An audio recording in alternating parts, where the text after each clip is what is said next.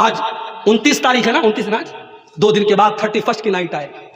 کلکتہ کے بڑے بڑے ہوٹل بک ہیں، ناچنے والیاں اور اپنے جسم کا اور اپنے شریر کا انگ پردرشن کرنے والی بالی ووڈ کی ہیروئنوں کو بلایا جائے گا۔ 10-10 ہزار کے ٹکٹ ہیں، اور آپ یقین کریں بڑے بڑے 5 اسٹار ہوٹلوں میں 31 کی نائٹ میں رات بھر شراب پی جائے گی اور نشے کی حالت میں۔ کہا اللہ کے نبی ایو الذنب اعظم، سب سے بڑا گناہ کیا ہے؟ سب سے بڑا گناہ کیا ہے؟ آپ نے فرمایا ان تجعل للہ ندا وہو خلقک، سب سے بڑا گناہ یہ ہے کہ تم اللہ کے برابر کسی کو ٹھہراؤ۔ کرسمس کا تہوار آیا، کل میں کلکتہ میں تھا، کلکتہ ایئرپورٹ سے اترا، مجھے ہاوڑا اسٹیشن جانا تھا، میں بائک کے اوپر جا رہا تھا، راستے میں دیکھا بہت بڑا ٹینٹ لگا ہوا ہے اور بہت بڑی بڑی لائٹیں لگی ہیں اور کرسمس کا تہوار منایا جا رہا ہے، اور وہ تہوار منانے والا کوئی غیر مسلم نہیں ہے، مسلمان ہے۔ اس علاقے کا جو MLA ہے، اس علاقے کا جو MP ہے، وہ بیچارہ لوگوں کو خوش کرنے کے لیے کرسمس منا رہا ہے۔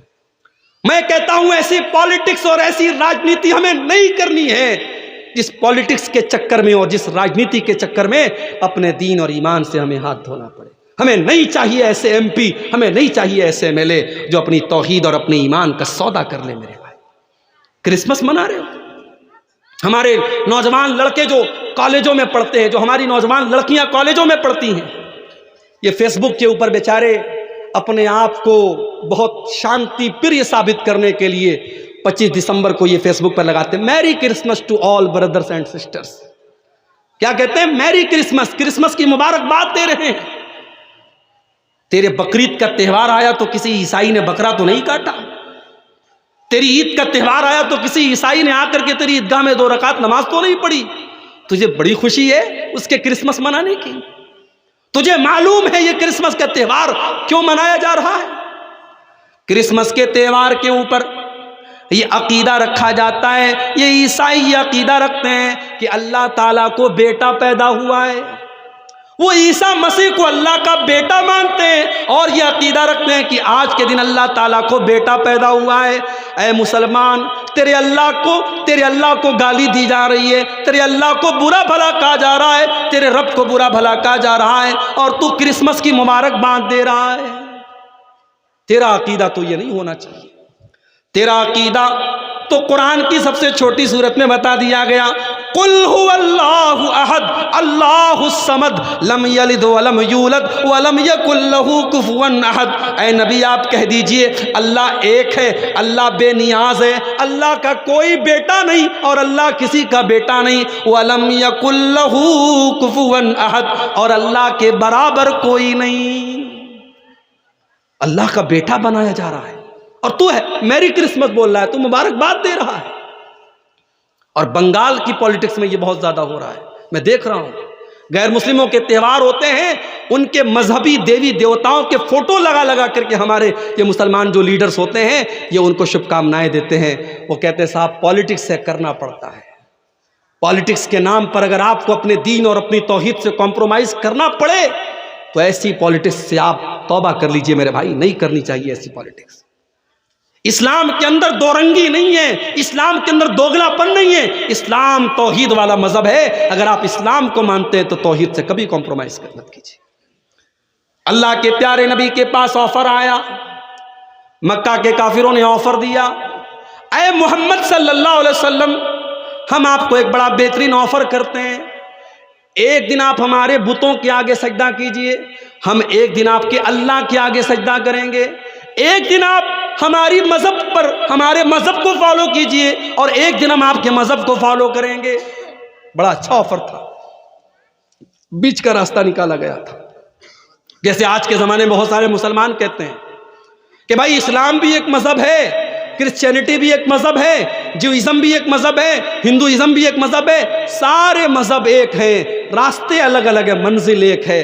معاف کرنا میرے بھائی، یہ عقیدہ اسلام کا عقیدہ نہیں ہے۔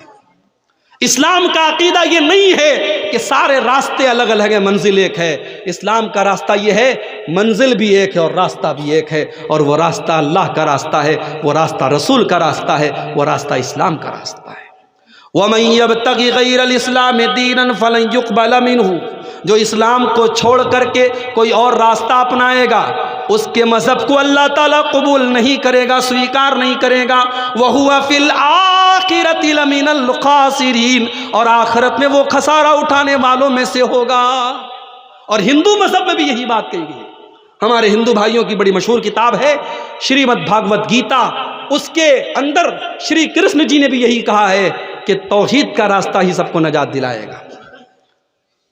سرو دھرمان پریتیجیا مامیکم شرنم ورجہ اہم توا سرو پاپیبھیہ موکشیشیامی ما شوچہ، سارے دھرموں کو چھوڑ دے، سارے راستوں کو چھوڑ دے اور ایشور کی پرماتما کی شرن میں آ جا، اللہ کی پناہ میں آ جا، میری پناہ میں آ جا، میں تیرے سارے گناہوں کو مٹا دوں گا، تجھے نجات دے دوں گا، تجھے جنت میں ڈال دوں گا، تجھے سورگ میں ڈال دوں گا۔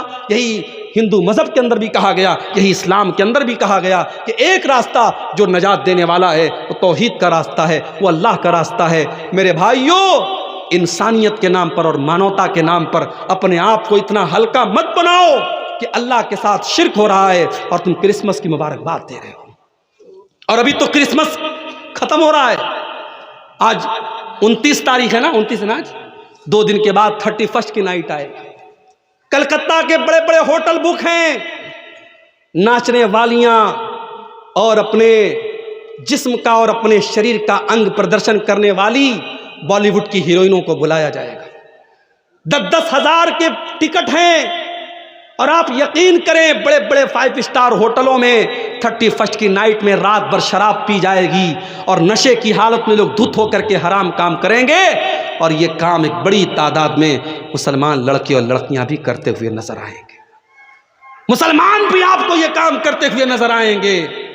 کلکتہ میں جب اولا بائک پر میں جا رہا تھا، اولا بائک کے ڈرائیور نے مجھ سے کہا، میرا حلیہ دیکھ کر کے اس کو لگا کہ یہ مولوی صاحب حافظ جی لگ رہے ہیں، وہ مسلمان تھا۔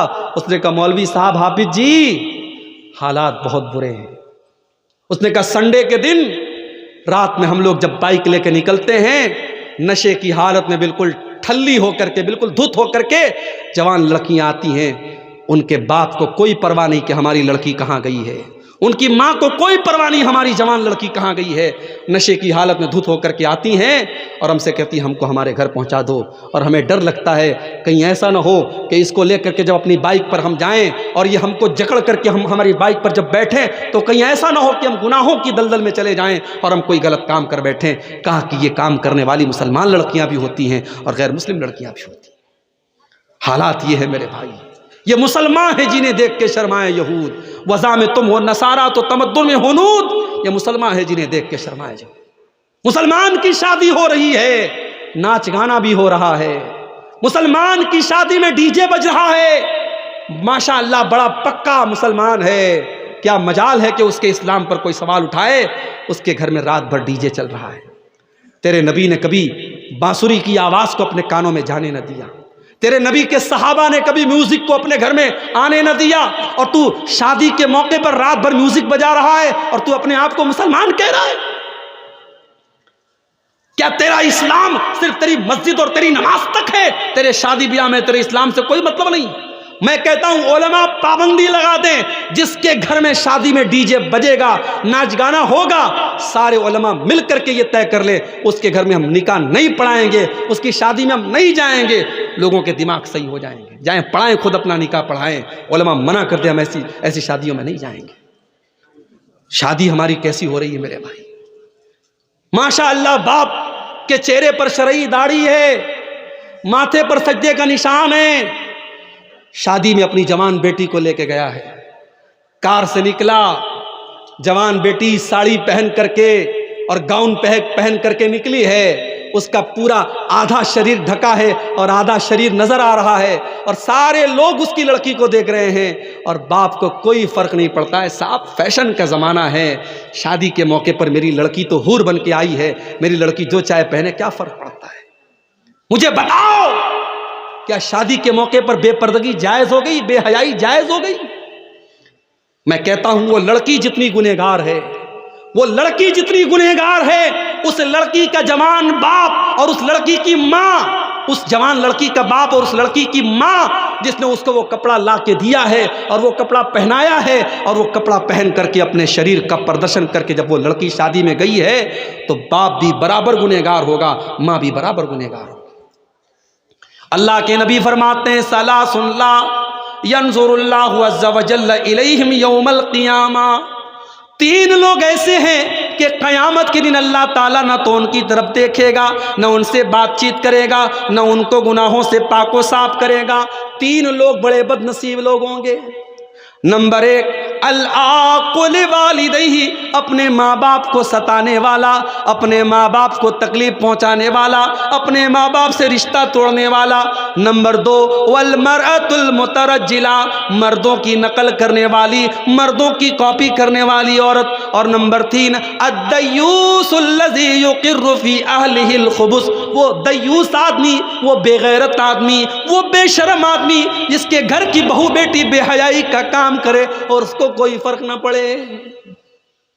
میرے بھائی، مردوں کے وہ اکبر الہ آبادی کا شعر ہے نا، بے پردہ نظر آئیں کل جو چند بیبیاں، بے پردہ نظر آئیں کل جو چند بیبیاں، اکبر زمین میں غیرت قومی سے گڑ گیا، پوچھا جو ان سے آپ کا پردہ وہ کیا ہوا، پوچھا جو ان سے آپ کا پردہ وہ کیا ہوا، کہنے لگی کہ عقل پہ مردوں کے پڑ گیا۔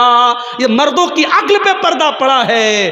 آج تو شادیوں میں کرسی پر بھی عورتوں سے زیادہ پردے میں تو کرسی رہتی ہے، کرسی بیچاری پوری کورڈ رہتی ہے، اور اس شادی میں آنے والی لڑکیاں اور عورتیں ان کے شریر نظر آتے رہتے ہیں۔ اور یہ شادی کس کی ہوتی ہے؟ مسلمان کی شادی ہوتی ہے۔ میرے بھائیوں، آج اگر ہم پر اللہ کا عذاب آ رہا ہے، ہم پر مصیبتیں آ رہی ہیں اور ظالم آج ہم پر حکمراں بنے ہوئے ہیں، تو اس کی کہیں نہ کہیں وجہ ہماری بدعمالیاں ہیں۔ اور علامہ اقبال کا بڑا سچا شعر ہے، وضع میں تم ہو نصارہ تو تمدن میں ہنود، یہ مسلمان ہے جنہیں دیکھ کے شرمائے جو۔ تو اللہ کے نبی سے پوچھا گیا کہ سب سے بڑا گناہ کون سا گناہ ہے؟ آپ نے فرمایا ان تجعل للہ ندا وہو خلقک، سب سے بڑا گناہ یہ ہے کہ تم اللہ کے برابر کسی کو ٹھہراؤ۔ پھر پوچھا گیا اللہ کے نبی اس کے بعد سب سے بڑا گناہ کیا ہے؟ آپ نے فرمایا ان تقتل ولدک خشیۃ ان یطعم معک، دوسرا سب سے بڑا گناہ یہ ہے کہ تم اپنے بچوں کو قتل کرو اس ڈر سے کہ وہ بچہ تمہارے ساتھ کھائے گا۔ اپنی اولاد کو قتل کرو، اپنی اولاد کو مار ڈالو اس ڈر سے کہ اولاد کو کھلانا پڑے گا۔ 1400 سال پہلے لوگ بیٹیوں کو زندہ زمین میں گاڑ دیا کرتے تھے، اور آج بھی بیٹیوں کو ماں کے پیٹ میں مار دیا جاتا ہے۔ ہمارے پاس ایسے بھی لوگوں کا فون آتا ہے، مولوی صاحب میرا میڈیکل اسٹور ہے، میں دوا کا کاروبار کرتا ہوں، میں دوا بیچتا ہوں، میرے پاس لوگ آتے ہیں اور کہتے ہیں کہ ہمیں وہ دوا دے دو جس سے ماں کے پیٹ میں بچہ گرا دیا جائے، ایبارشن ہو جائے اور حمل ساقط ہو جائے، پریگننسی ختم ہو جائے۔ مولوی صاحب ہم تو میڈیکل اسٹور کا کام کرتے ہیں، ہم تو دوا کو بیچنے کا کام کرتے ہیں، اگر وہ دوا ہم دیتے ہیں تو کیا ہم کو گناہ پڑے گا؟ میں نے کہا بالکل گناہ پڑے گا، اس لیے کہ قرآن کہتا ہے تعاونوا علی البر والتقوی ولا تعاونوا علی الاثم والعدوان۔ قرآن کہتا ہے گناہ کے کام میں اور غلط کام میں ایک دوسرے کا سپورٹ مت کرو۔ اگر آپ دوا کا کاروبار کرتے ہیں اور آپ وہ دوا بیچتے ہیں جس سے ماں کے پیٹ میں حمل ساقط ہوتا ہے، اس بچے کے قتل میں آپ بھی بھاگیدار بن جائیں گے، اس میں آپ بھی شریک ہو جائیں گے۔ میں نے کہا قطعی ایسا کام مت کیجیے اور مت بیچیے۔ اور اصول سمجھ لو، اصول سمجھ لو کلیا چک والو، جو چیز غلط ہے، غلط چیز کا کاروبار کرنا بھی غلط ہے۔ جو چیز حرام ہے، حرام چیز کا بزنس کرنا بھی حرام ہے۔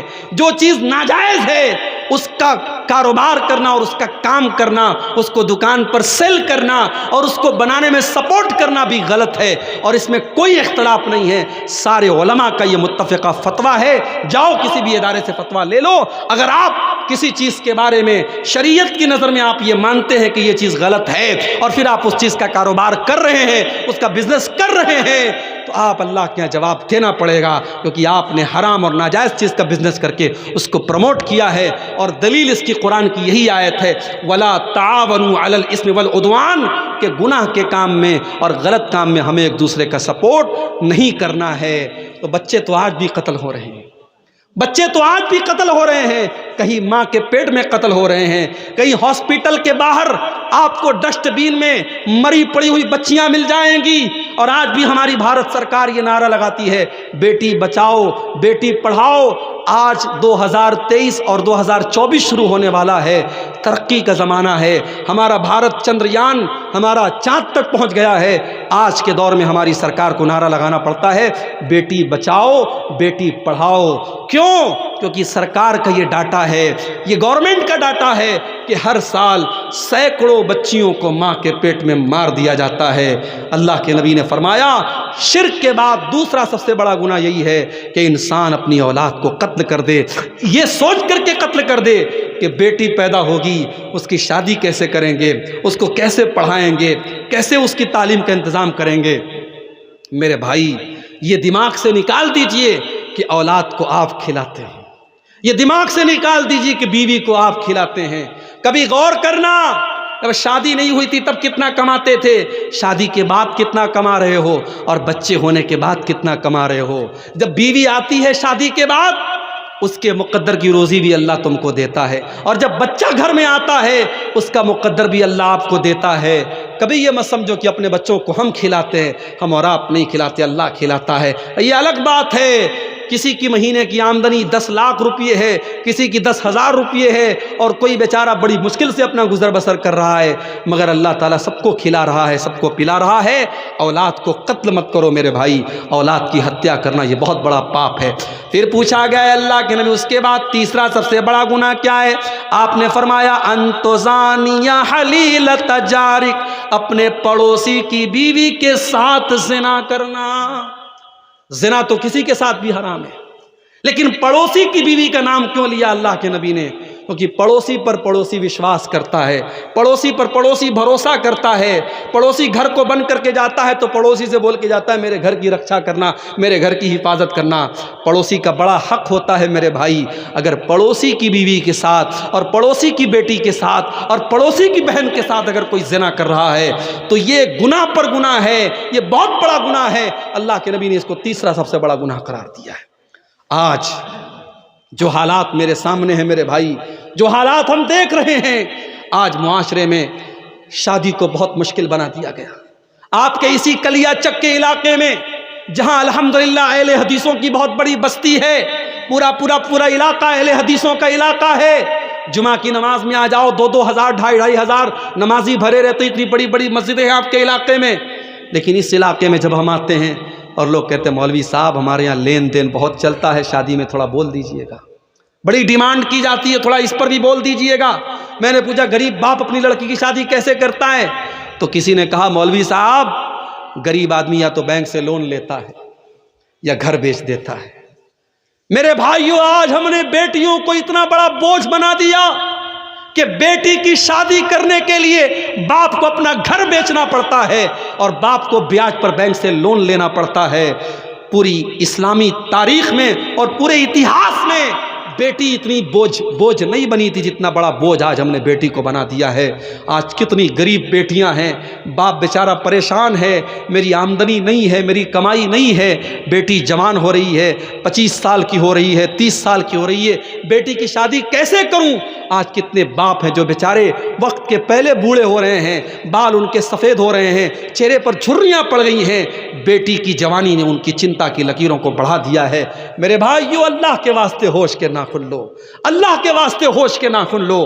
اور میں بڑے دل کے درد کے ساتھ یہ بات کہہ رہا ہوں، اہل حدیث صرف زور سے آمین بولنے کا نام نہیں ہے، صرف سینے پر ہاتھ باندھنے کا نام اہل حدیث نہیں ہے، صرف رفع یدین کرنے کا نام اہل حدیث نہیں ہے، صرف چند نماز کے طریقے میں بدلاؤ کا نام اہل حدیث نہیں ہے۔ اہل حدیث کہتے اس انسان کو جو مکمل اسلام کو فالو کرتا ہے، جو قرآن و حدیث پر چلتا ہے۔ اگر آپ کی نماز قرآن و حدیث والی ہے تو آپ کا شادی بیاہ کا سسٹم بھی قرآن و حدیث والا ہونا چاہیے۔ اگر آپ اپنے بیٹے کی شادی میں ڈیمانڈ کر رہے ہیں تو آپ کو اعلان کر دینا چاہیے کہ میں انٹرنیشنل بھکاری ہوں، میں کوئی اہل حدیث ویل حدیث نہیں ہوں، میں تو بھکاری ہوں، بیٹے کے لیے بھیک مانگ رہا ہوں۔ بڑے انداز سے اور بڑے اسٹائل سے آج لوگ بھیک مانگتے ہیں جہیز کے نام پر۔ میرے بھائیوں، میں اپنے نوجوانوں سے کہنا چاہوں گا کہ اگر تمہیں اپنے بازوؤں پر ہمت ہے اور اپنے بازوؤں پر بھروسہ ہے تو اتنا گٹس پیدا کرو، اپنے باپ سے جا کے کہہ دو، اپنی ماں سے جا کے کہہ دو کہ میں ایک معمولی چٹائی پر لیٹ جاؤں گا مگر مجھے اپنے سسرال سے ملنے والے بیڈ کا انتظار نہیں کرنا ہے، میں گھڑے کا ٹھنڈا پانی پی لوں گا، مجھے سسرال سے ملنے والی فریج کا انتظار نہیں ہے، میری بیوی اپنے ہاتھوں سے کپڑا دھل لے گی، مجھے سسرال کی واشنگ مشین کا انتظار نہیں ہے، میں اپنے بیٹی کے باپ کو میں جہیز کے نام پر کوئی اس کے اوپر بوجھ نہیں ڈالوں گا۔ آج میرے بھائیوں، ان ڈیمانڈوں کی وجہ سے بیٹی بوجھ ہو رہی ہے۔ نکاح کو آسان کرو میرے بھائی، نکاح کو آسان کرو، ورنہ آج ابھی نیوز آئی ہے یو پی کے اندر سے، مدرسے میں پڑھنے والی لڑکی اسلام چھوڑ کر کے دوسرے مذہب میں داخل ہو چکی ہے، مرتد ہو چکی ہے۔ یہ اتر پردیش کی نیوز ہے۔ آج اتر پردیش سے لے کر بنگال تک کتنی مسلمان لڑکیاں ہیں جو اسلام کو چھوڑ رہی ہیں، مرتد ہو رہی ہیں، دین اسلام کو چھوڑ کر کے دوسرے مذہب میں داخل ہو رہی ہیں۔ یہ رونے کا مقام ہے میرے بھائی۔ اسلام کوئی ایسا دین تو نہیں ہے، یہ تو اللہ کا دین ہے۔ آج یہ دور آ گیا کہ ہماری بیٹیاں، ہماری بہنیں اسلام کو چھوڑ کے جا رہی ہیں اور ہمیں سمجھانا پڑ رہا ہے کہ اسلام بہت اچھا دین ہے۔ ہم نے تو تاریخ میں سمیہ کا واقعہ پڑھا تھا، ہم نے تو تاریخ میں ایسی عورتوں کا واقعہ پڑھا تھا جنہوں نے اپنی جان دے دی مگر ایمان کو جانے نہ دیا، اور آج عشق اور پیار کے نام پر اور محبت کے نام پر مسلمان لڑکی اپنے مذہب کو اور اپنے اسلام کو چھوڑ رہی ہے۔ میرے بھائیوں، نکاح کو آسان کرو، نکاح کو آسان کرو۔ آج ایسی لڑکیوں کے میرے پاس بھی میسج آتے ہیں، ای میل آتا ہے، مولوی صاحب میرا باپ میری شادی ایسی جگہ کرنا چاہتا ہے جہاں لڑکا قبر پرست ہے، مزار پہ سجدہ کرتا ہے، قبر پہ سجدہ کرتا ہے، پورے گھر میں تعویذ پہنا جاتا ہے۔ مولوی صاحب میں ایسے گھر میں شادی نہیں کرنا چاہتی ہوں، میں نے اپنے باپ سے کہا کہ میری شادی فلاں کے ساتھ کر دیجئے، وہ لڑکا نیک ہے، دیندار ہے اور قرآن و حدیث پر چلنے والا ہے، لیکن میرا باپ تیار نہیں ہے۔ کان کھول کر کے سن لو، اگر لڑکی کی شادی اس کے ولی کی اجازت کے بغیر جائز نہیں ہے تو لڑکی کی شادی زبردستی کرنا بھی جائز نہیں ہے۔ زبردستی اگر آپ اپنی لڑکی کی شادی اس کی مرضی کے بغیر غلط جگہ کر رہے ہیں تو یہ بھی جائز نہیں ہے۔ لڑکی کی اجازت بھی ضروری ہے۔ اگر لڑکی کی شادی میں اس کے گارجین کا تیار ہونا اور اس کے ولی کا راضی ہونا ضروری ہے تو لڑکی کی رضامندی بھی ضروری ہے۔ آپ زبردستی اگر لڑکی کی شادی کرتے ہیں تو اسلام کی نظر میں یہ نکاح بھی ویلڈ نہیں ہے، صحیح نہیں ہے۔ اس لیے میرے بھائی تھوڑے سے اس معاملے میں سمجھداری سے کام لیجئے۔ اگر لڑکی کسی لڑکے کے ساتھ شادی کرنے کو بول رہی ہے یا لڑکا کسی لڑکی کے ساتھ شادی کرنے کو بول رہا ہے اور وہ رشتہ صحیح ہے، دین کے اعتبار سے کوئی خرابی نہیں ہے، تو ماں باپ ضد نہ کریں اور نکاح کر دیں تاکہ آئندہ زندگی میں وہ لڑکا یا لڑکی کوئی ایسا قدم نہ اٹھائے جس سے پورے خاندان کی عزت پر دھبا لگے۔ اس معاملے میں ہمیں سمجھداری سے کام لینا پڑے گا۔ اللہ کے پیارے نبی فرماتے ہیں اذا خطب الیکم ممن ترضون دینہ وخلقہ، جب تمہاری لڑکیوں کے لیے ایسا رشتہ ہے، لڑکا دیندار ہے اور لڑکا اچھے اخلاق والا ہے، فزوجوہ، تو تم اپنی لڑکیوں کی شادی ایسے لڑکوں سے کر دو۔ اگر ایسا نہیں کرو گے تکن فتنۃ فی الارض وفساد عریض، تو زمین کے اندر فساد پھیلے گا اور فتنہ پھیلے گا۔ تو میرے بھائیو، اگر ہمیں زناکاری کو روکنا ہے تو ہمیں نکاح کو آسان کرنا پڑے گا۔ اور آگے بڑھیے، اللہ کے نبی فرماتے اجتنبوا السبع الموبقات، 7 ہلاک کر دینے والے گناہوں سے بچو۔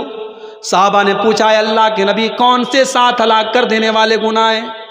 آپ نے فرمایا الشرک باللہ، سب سے بڑا گناہ تو اللہ کے ساتھ شرک کرنا ہے جو اللہ معاف نہیں کرے گا۔ اگر شرک کی حالت میں انسان مر گیا تو اللہ کیا اس کو جنت ملنے والی نہیں ہے؟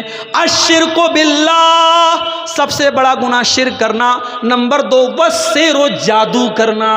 آج جادو بھی ہو رہا ہے، آج جادو بھی ہو رہا ہے۔ آج ایک دوسرے سے حسد اور جلن میں لوگ ایک دوسرے کے اوپر جادو بھی کروا رہے ہیں، عورتیں بھی جادو کروا رہی ہیں، مرد بھی جادو کروا رہے ہیں۔ جادو کرنا کرانا حرام ہے۔ اللہ کے نبی کہتے ہیں ہلاک کر دینے والا دوسرا بڑا گناہ جادو کرنا۔ تیسرا گناہ وقتل النفس التي حرم اللہ الا بالحق، اور کسی نردوش کی ہتیا کرنا، کسی بے گناہ کا قتل کرنا، کسی بے گناہ کو قتل کر دینا اور کسی بے گناہ کو مار ڈالنا یہ تیسرا بڑا گناہ ہے۔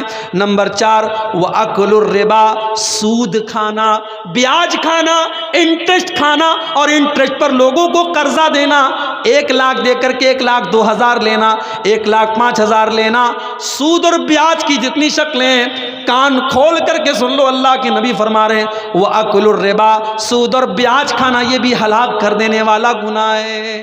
آج کتنے مسلمان ہیں جو سود اور بیاج کا لین دین کر رہے ہیں، اور سود کی جب بات آئی ہے تو یہ بھی سن لو کہ جس طریقے سے سود کا کھانا حرام ہے اور سود کا لینا حرام ہے، ویسے ہی سود اور بیاج کا دینا حرام ہے۔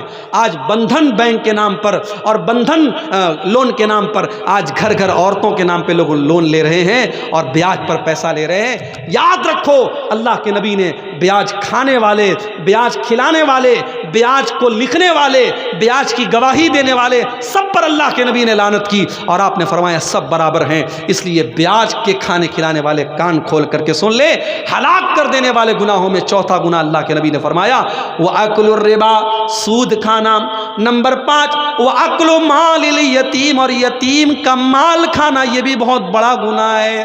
جو بچہ یتیم ہو گیا، جو بچہ اناتھ ہو گیا، جس کا باپ مر گیا، اس کو تو سہارے کی ضرورت ہے، ہو سکے تو اس کے کام آ جاؤ، ہو سکے تو اس کی مدد کر دو، ہو سکے تو اس کا سہارا بن جاؤ۔ لیکن کچھ بڑے بے رحم لوگ ہوتے ہیں جو یتیم کا مال بھی ہڑپ جاتے ہیں۔ کان کھول کر کے ایسے لوگ سن لیں، یتیم کا مال کھانے والا اپنے پیٹ میں جہنم کی آگ بھر رہا ہے۔ اللہ نے فرمایا ان الذین یأکلون اموال الیتامی ظلما انما یأکلون فی بطونہم نارا، جو لوگ یتیم کا مال کھاتے ہیں وہ اپنے پیٹ میں جہنم کی آگ بھر رہے ہیں۔ یتیم کا مال کھانے والا جہنم کی آگ بھر رہا ہے۔ اور اگلی چیز فرمایا وَالتَّوَلِّي يَوْمَ الزَّحْفِ، اور جنگ کے میدان میں پیٹ پھیر کے بھاگ جانا۔ جنگ کے میدان میں جو پیٹ پھیر کے بھاگ جائے وہ بہت بڑا گناہ کر رہا ہے، ہلاک کر دینے والا گناہ کر رہا ہے۔ اور 7واں گناہ وَقَذْفُ الْمُحْصَنَاتِ الْغَافِلَاتِ الْمُؤْمِنَاتِ، پاک دامن عورت پر، شریف عورت پر زنا کی تہمت لگانا، کسی پاک دامن عورت کے اوپر غلط کام کرنے کا آروپ لگانا اور اس پر زنا کی تہمت لگانا یہ بھی بہت بڑا گناہ ہے اور ہلاک کر دینے والا گناہ ہے۔ اور آگے بڑھیے، رشوت کا لین دین بھی بہت زیادہ ہو رہا ہے۔ رشوت لینے والا اور رشوت دینے والا دونوں پر اللہ کے نبی لعنت فرماتے ہیں۔ فرمایا لعن اللہ الراشی والمرتشی، رشوت لینے والے کے اوپر بھی اللہ کی لعنت ہو اور رشوت دینے والے کے اوپر بھی اللہ کی لعنت ہو۔ کسی کا حق مارنے والا، کسی کی زمین جائیداد کو کھا جانے والا یہ بھی بہت بڑا گنہگار ہے۔ اللہ کے نبی فرماتے ہیں لَتُؤَدُّنَّ الْحُقُوقَ إِلَىٰ أَهْلِهَا يَوْمَ الْقِيَامَةِ، او لوگو تم نے دنیا میں کسی کا حق اگر لے لیا ہے تو اس کا حق دے دو، ورنہ قیامت کے دن تم کو دینا پڑے گا۔ حَتَّى يُقَادَ لِلشَّاةِ الْجَلْحَاءِ مِنَ الشَّاةِ الْقَرْنَاءِ، یہاں تک کہ اگر سینگ دار بکری نے بغیر سینگ والی بکری کے اوپر ظلم کیا ہے، اگر سینگ والی بکری نے بغیر سینگ والی بکری کو مارا ہے تو قیامت کے دن اس بکری سے بھی قصاص لیا جائے گا۔ کسی کی زمین اور جائیداد کو اگر ہڑپ لیا کسی نے تو اللہ کے نبی فرماتے ہیں انما اقطع له قطعة من النار، کسی کی زمین و جائیداد کو ہڑپنے والا اور ناجائز قبضہ کرنے والا وہ جہنم کی آگ کا ٹکڑا لے رہا ہے۔ وہ یہ نہ سمجھے میں زمین لے رہا ہوں، میں جائیداد لے رہا ہوں، میں پراپرٹی لے رہا ہوں، وہ جہنم کی آگ کا ٹکڑا لے رہا ہے۔ اسی طریقے سے شراب پینے والا، جو شراب پیتا ہے، اور جب شراب کی بات آئی ہے تو کان کھول کر کے سن لیجئے، جتنی چیزوں کے اندر نشہ ہے، چاہے وہ سگریٹ کی شکل میں ہو، چاہے وہ گٹکے کی شکل میں ہو، چاہے وہ تمباکو کی شکل میں ہو، نشہ اور جتنی بھی چیزیں ہیں، جتنی چیزوں کے اندر نشہ ہے وہ تمام کی تمام چیزیں حرام ہیں۔ اللہ کے نبی نے شراب کا بھی نام لیا، لیکن اللہ کے نبی نے دوسری حدیث میں فرمایا ما اسکر کثیرہ فقلیلہ حرام، جو چیز زیادہ کھانے سے نشہ ہوتا ہے وہ تھوڑا سا کھانا بھی حرام ہے۔ اور دوسری حدیث میں اللہ کے نبی نے فرمایا کل مسکر خمر، ہر ہر نشہ والی چیز شراب ہے. جس چیز کے اندر نشہ ہوتا ہے، چاہے وہ ڈرگس کی شکل میں ہو، چاہے وہ ہیروئن کی شکل میں ہو، چاہے وہ چرس اور گانجے اور افیم کی شکل میں ہو، جس چیز کے اندر نشہ پیدا ہوتا ہے اس کا وہی حکم ہے جو شراب کا حکم ہے. کل مسکر خمر وکل خمر حرام. ہر نشہ والی چیز شراب ہے اور ہر شراب حرام ہے. جو شراب پیتا ہے، اللہ کے نبی نے فرمایا من شرب الخمر، جو شراب پیتا ہے قیامت کے دن اسے جہنمیوں کے پیپ اور مواد کو پلایا جائے گا، اور شراب پینے والے کی 40 دن تک کی نماز قبول نہیں ہوتی. اسی طریقے سے میرے بھائیوں، نماز چھوڑنا بھی بہت بڑا گناہ ہے. جو لوگ نماز نہیں پڑھتے، عبدالغفار صاحب کی تقریر بڑے شوق سے سنتے ہیں. میں آتا ہوں کلیا چک میں، بہت سارے لوگ کہتے ہیں شیخ صاحب پہلی مرتبہ آپ کو ڈائریکٹ سن رہا ہوں، ابھی تک موبائل پر سنتا تھا.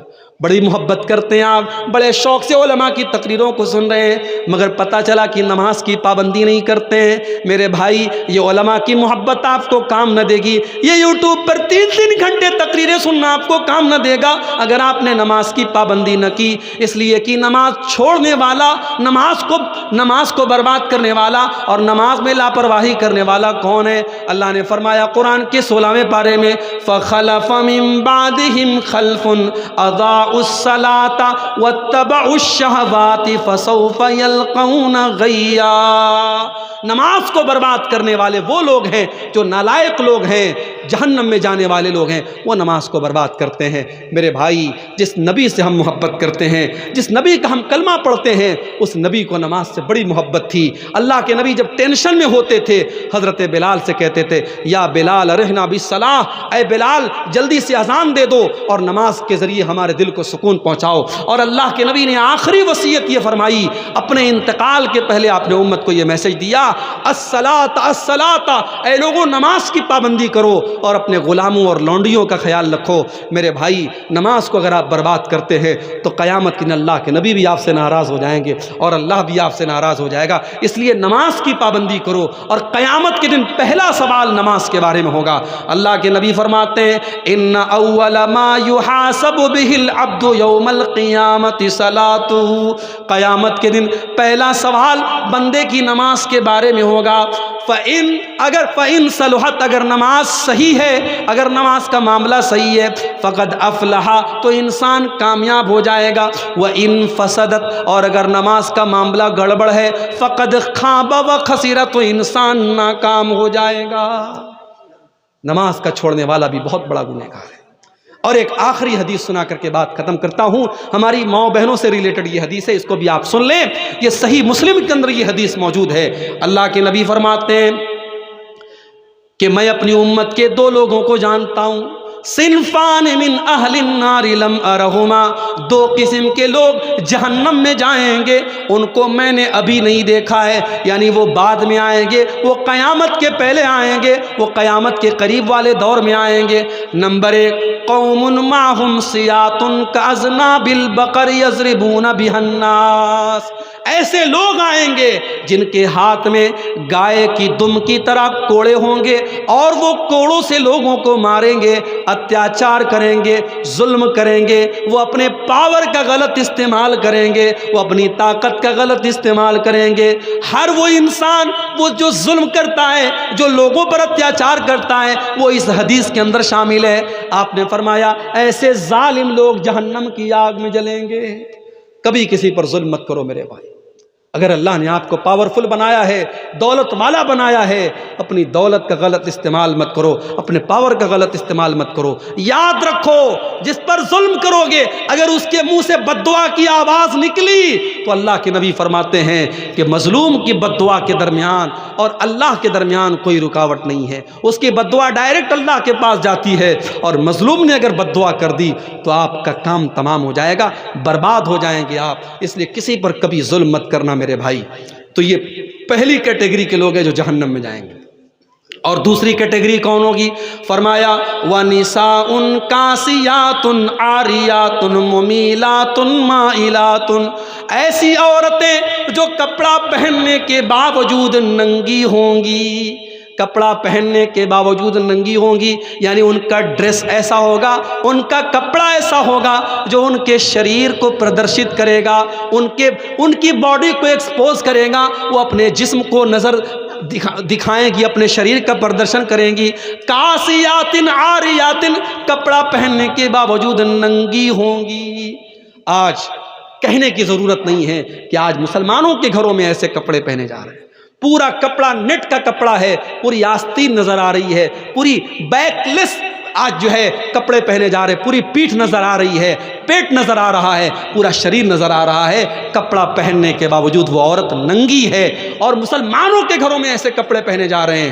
آپ نے فرمایا ممیلاتن مائلاتن، ایسی عورتیں جب چلتی ہیں ان کی چال کے اندر بھی بے حیائی ہوتی ہے، وہ اپنی چال کے ذریعے دوسروں کو آکرشت کرتی ہیں، وہ شرما شرما کے نہیں چلتی، وہ تو اترا اترا کے چلتی ہیں، وہ تو بے حیا اور فاحشہ عورتوں کی طرح چلتی ہیں۔ مائلاتن، اور خود وہ ان بے حیا لوگوں کی طرف مائل ہوتی ہیں، ان کی چال بھی بے حیا عورتوں کی طرح ہوتی ہے، اور وہ غیر مردوں کی طرف آکرشت ہوتی ہیں۔ آپ نے فرمایا رؤوسہن کاسرمۃ البخت المائلہ، ان کا ہیئر اسٹائل ایسا ہوگا جیسے اونٹ کا کوہان ہوتا ہے۔ انٹرنیٹ پہ جا کے دیکھ لینا اونٹ کے کوہان والا ہیئر اسٹائل کیسا ہوتا ہے۔ اگر آپ کے گھر کی بہن بیٹی ایسا ہیئر اسٹائل بناتی ہے جو اونٹ کے کوہان کی طرح ہے تو اپنے گھر کی بہن بیٹیوں کو منع کر دینا، یہ جہنمی عورت کی نشانی بتائی گئی۔ رؤوسہن کاسنمۃ البخت المائلہ، اونٹ کے کوہان کی طرح ان کے بالوں کا جوڑا ہوگا، ان کا ہیئر اسٹائل ہوگا۔ آج کل میک اپ کے نام پہ کیا کیا ہو رہا ہے۔ ابھی میری اہلیہ ایک دن بتا رہی تھی کہ آج کل کوئی وہ ہونٹ میں کوئی انجیکشن لگا کر کے ہونٹ کو موٹا کرتی، یعنی یہ کیا کیا ہو رہا ہے۔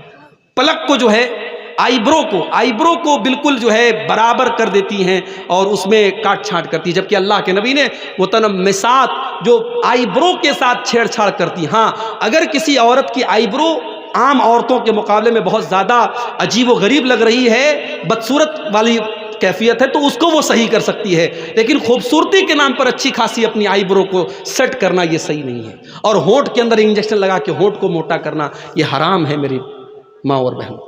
ہاں، کسی عورت کے اگر چہرے پر بال آ گئے، ظاہر ہے کہ عورت کے چہرے پر بال نارملی نہیں آتے تو ان کو وہ ریموو کر سکتی ہے، ان پر ویکسنگ وغیرہ کروا سکتی ہے، مگر نارمل اپنے بالوں میں ویکسنگ وغیرہ کروانا یہ صحیح نہیں ہے۔ تو فیشن کے نام پر آج بہت کچھ ہو رہا ہے۔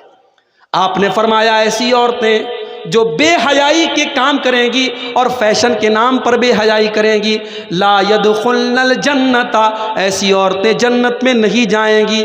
جنت میں جانا تو بڑی دور کی بات ہے، ولا یجدن ریحھا، وہ جنت کی خوشبو بھی نہیں پائیں گی۔ اس لیے ہماری مائیں اور بہنیں اس حدیث کو سننے کے بعد اپنی اصلاح کر لیں، اپنے لباس اور اپنی ڈریس کو صحیح کر لیں۔ اور آخر میں یہی کہنا چاہوں گا میرے بھائی کہ ایک عورت کا جنت میں جانا زیادہ آسان ہے۔ آج تک آپ نے یہ سنا ہوگا عورتیں جہنم میں زیادہ جائیں گی، مگر میں آپ کو طریقہ بتا رہا ہوں، عورتیں 4 کام کر لیں تو جنت میں چلی جائیں گی۔ عورتوں کا جنت میں جانا مردوں کے مقابلے میں آسان ہے۔ عورتوں کو جہاد کے میدان میں نہیں جانا ہے، عورتوں کو جنگ کے میدان میں جا کے لڑنا نہیں ہے، بہت سارے کام جو مردوں کے ذمہ ڈالے گئے وہ عورت کو نہیں کرنا ہے، اور صرف 4 کام کر لے وہ جنتی ہے۔ ایما امرأۃ صلت خمسها وصامت شهرها واطاعت زوجها واحسنت فرجها دخلت من ای ابواب الجنة شاءت۔ آپ نے فرمایا جو عورت 4 کام کر لے، 5 ٹائم کی نماز کی پابندی کرے، رمضان کا روزہ رکھے اور اپنے شوہر کی اطاعت اور خدمت کرے۔ یہاں پر ایک بات میں بتا دوں، میاں بیوی کا رشتہ یہ غلام اور نوکر کا رشتہ نہیں ہے، یہ آقا اور نوکر کا رشتہ نہیں ہے۔ اگر شوہر یہ سمجھتا ہے بیوی میری لونڈی ہے، بیوی میری نوکرانی ہے، تو وہ بھی غلط ہے، اور اگر بیوی یہ سمجھتی ہے کہ شوہر میرے اشارے پر ناچے تو یہ بھی غلط ہے۔ شوہر اور بیوی کا رشتہ محبت کا رشتہ ہے، لیکن گھر کا اور پریوار کا مکھیا مرد ہے، اس لیے بیوی کو چاہیے کہ شوہر کی بات مانے۔ ہاں، اگر شوہر کی بات غلط بات ہے، ناجائز بات ہے، تو بیوی کو نہیں ماننا ہے، لیکن جو صحیح بات ہے وہ بیوی کو ماننا ہے۔ وَأَطَاعَتْ زَوْجَهَا، اپنے شوہر کی اطاعت کرے، وَأَحْسَنَتْ فَرْجَهَا، اور اپنی شرمگاہ کی حفاظت کرے۔ اپنی آبرو کی حفاظت کرے، اپنے آپ کو زنا سے بچائے، اپنے آپ کو بدکاری سے بچائے۔ یہ 4 کام جو عورت کر لے، اللہ کے نبی فرماتے ہیں دخلت من ابواب الجنت شات، ایسی عورت جنت کے جس دروازے سے چاہے جنت میں چلی جائے گی۔ تو یہ چند گناہوں کے تعلق سے میں نے آپ کے سامنے میرے بھائیوں بات رکھی ہے۔ اب میں آخر میں اللہ سے یہی دعا کرتا ہوں، اللہ تعالیٰ جو بھی گناہ میں نے بیان کیے ہیں ہم سب کو ان گناہوں سے بچنے کی توفیق عطا فرمائے، اور اگر ہم میں سے کوئی ان گناہوں میں مبتلا ہے اللہ ہمارے ماؤں بہنوں کو بھی اور ہمارے مردوں کو بھی سب کو سچی توبہ کرنے کی توفیق عطا فرمائے۔ اللہ آج کا یہ پروگرام جن بھائیوں کی محنتوں سے منعقد ہوا ہے اللہ ان کی محنتوں کو قبول فرمائے، ان کو جزائے خیر عطا فرمائے۔ کل کا پروگرام ابھی باقی ہے، کل ہمارے بڑے عزیز دوست شیخ ابوالکلام سلفی حفظہ اللہ جھارکھنڈ سے تشریف لا رہے ہیں، ہمارے بہت خاص دوست ہیں، کل ان کا بیان بھی آپ حضرات سنیں گے۔ اللہ تعالیٰ ان کی بھی محنتوں اور کوششوں